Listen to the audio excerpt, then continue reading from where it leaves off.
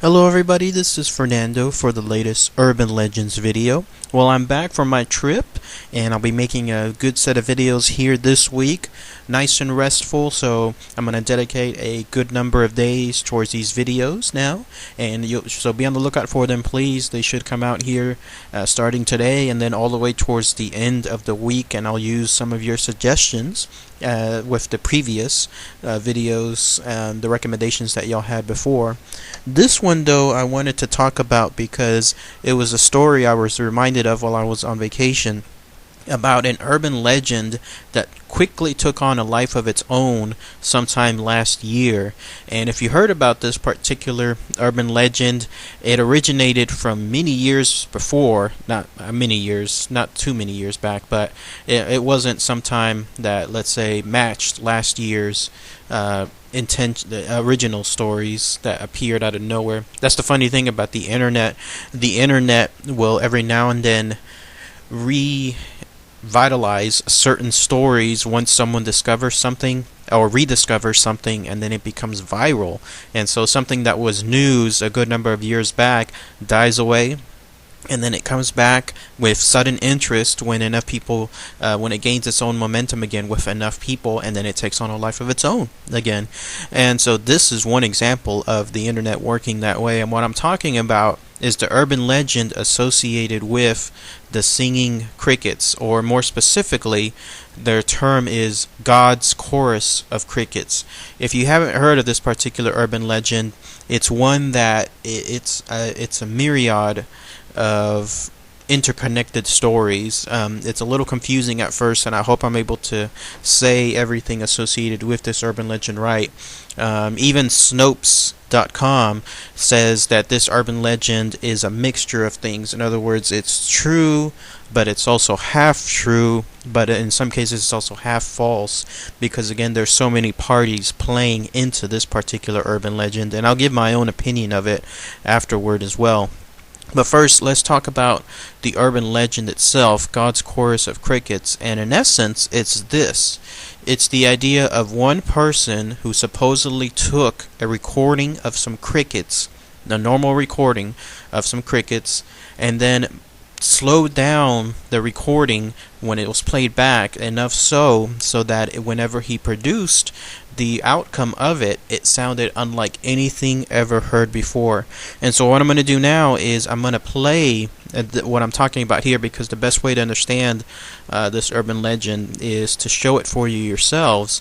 If you have a chance, I mean, there's sound clouds of it out there for over an hour, so you'll definitely get some far more detail associated with this urban legend. But I'm going to play about 30 seconds of it here, and then I'll talk back about what it's about. So let me go ahead and I'll play that here for you.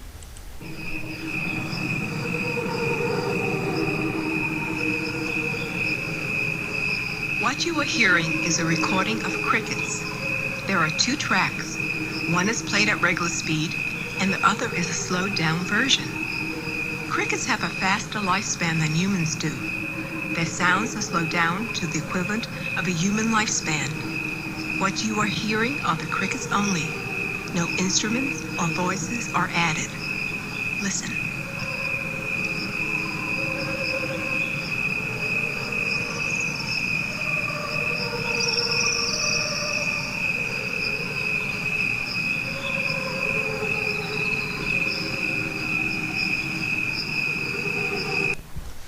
Alright, did you hear that? Besides the narration, we're able to hear the background music, the quote-unquote music associated with it.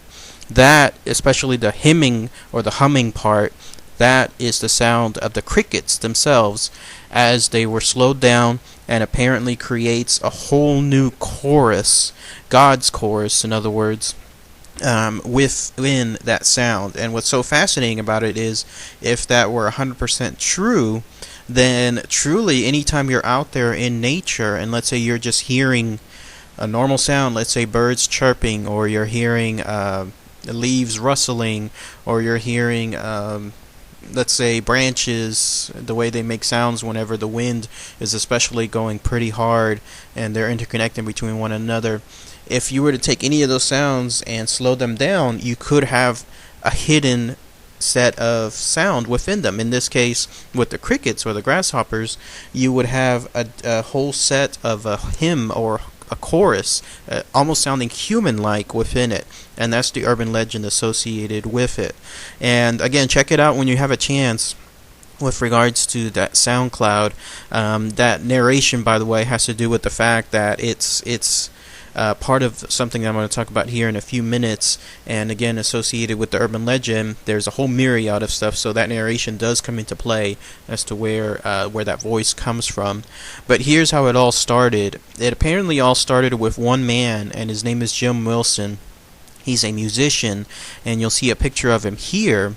And how this came about is he took the standard sounds of his crickets, and these were associated in the backyards of his house, and all he did was he recorded them and was able to slow down the tempo. This is his description, in fact, because this track comes from a song called Twisted Hair, quote-unquote Twisted Hair, and that's from his album called God's Chorus of Crickets. And so he described it in a set of lyrics, not lyrics, but in a set of notes with regards to the CD release. Here's what it says.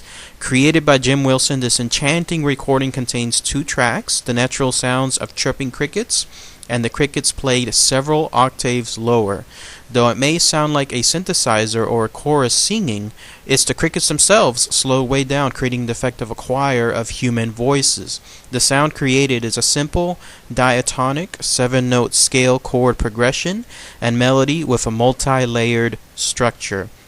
This recording can be played continuously in the background to create a natural, soothing atmosphere for peace, serenity, and healing direct from Mother Nature.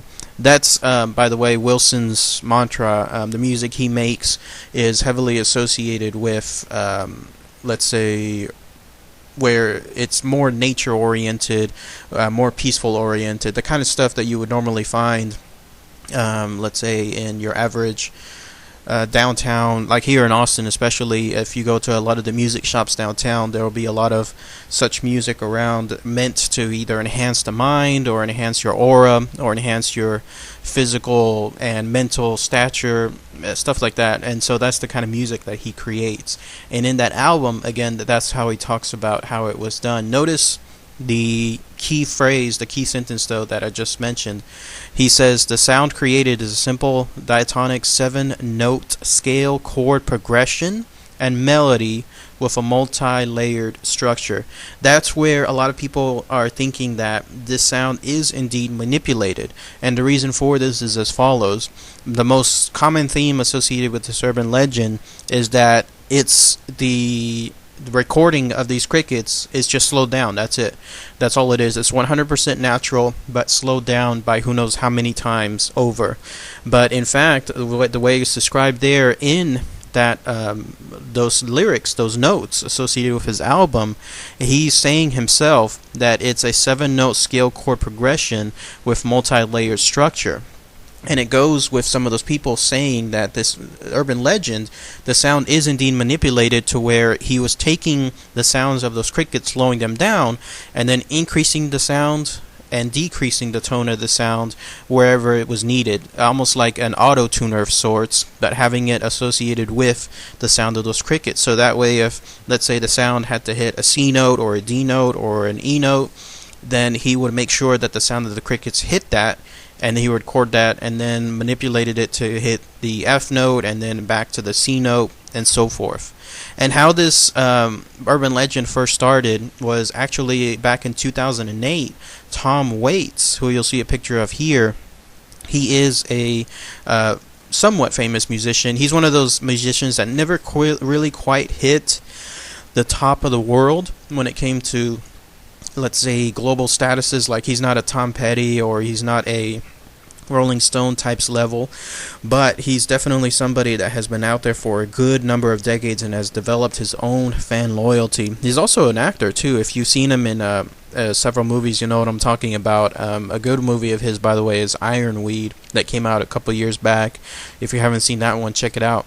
But he was making an interview for NPR, National Public Radio, and there was asked of him, what is the most interesting recording that he owns, and he says it's a mysteriously beautiful recording from, I am told, Robbie Robertson's label.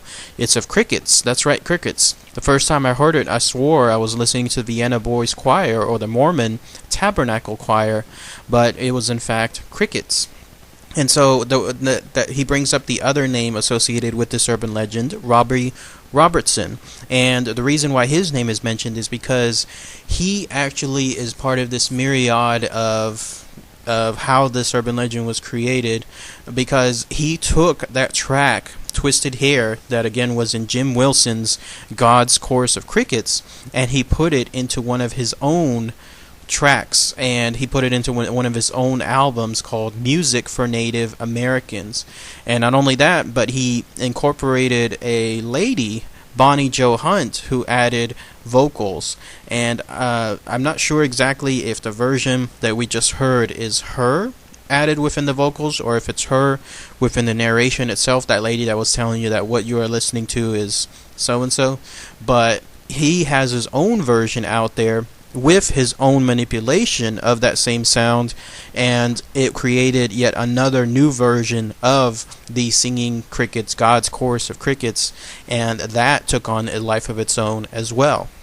And so that's why, all in all, with this urban legend, it has a mixed status, an official mixed status, even from Snopes.com, because there was an original recording of crickets done by this guy Wilson, and then it was something that was then taken on by another gentleman, Robbie Robertson, who put it into his own let's say CD, his own album, and then he mixed it and played it and twisted it into his own version, and that one took a life of its own. And then even then he added his own vocals, and it's been ongoing since that point.